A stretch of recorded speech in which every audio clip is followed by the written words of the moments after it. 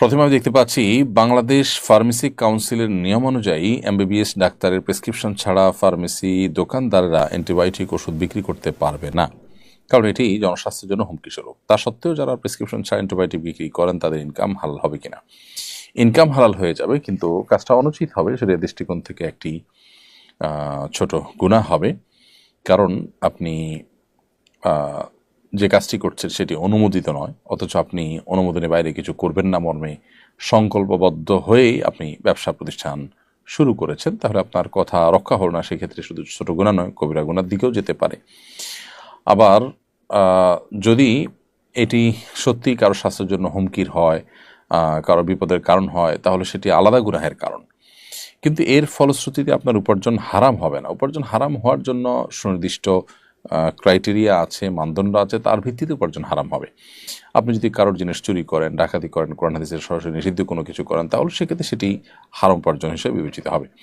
উপার্জন হালাল, কিন্তু এই হালাল উপার্জন করতে গিয়ে আপনি যদি রাষ্ট্রের কোনো আইন বা কোনো নিয়মকে লঙ্ঘন করেন, তো সে দৃষ্টিকোণ থেকে সেটাও নিষিদ্ধ। তবে সেটার নিষিদ্ধের যে মাত্রা, সেখানে হেরফের আছে। অর্থাৎ আল্লাহ সুবহানাহু ওয়া তাআলা সরাসরি নিষেধ করেছেন, সেই নিষেধাজ্ঞা অমান্য করা, আর রাষ্ট্র মানুষের কল্যাণে যে আইন করেছে, নিয়ম করেছে, যেটার সাথে কোরআন সুন্নাহর কোনো সংঘর্ষ নাই, সেটা লঙ্ঘন করা মাত্রা এক নয়।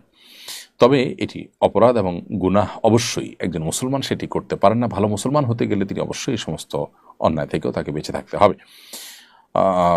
এর একটা বিশেষ কারণ এটিও, যেটি বলছিলাম আমরা, যে একজন রোগী তার স্বাস্থ্যের জন্য এই ওষুধটি অনেক বেশি ক্ষতিকর হতে পারে, যেটা একজন ডাক্তার বা একজন চিকিৎসক আগপাজ বিবেচনা করে, পূর্বাপর বিশ্লেষণ করে, সার্বিক অবস্থার পর্যালোচনা করে তারপর তিনি প্রেসক্রিপশন লিখবেন, যেটা ডাক্তার না হলে সেটা সম্ভব নয়। অতএব মানুষের জন্য ক্ষতির কারণ হতে পারে এমন কোনো পদক্ষেপ করতে একজন ইমানদার সতর্ক থাকবেন।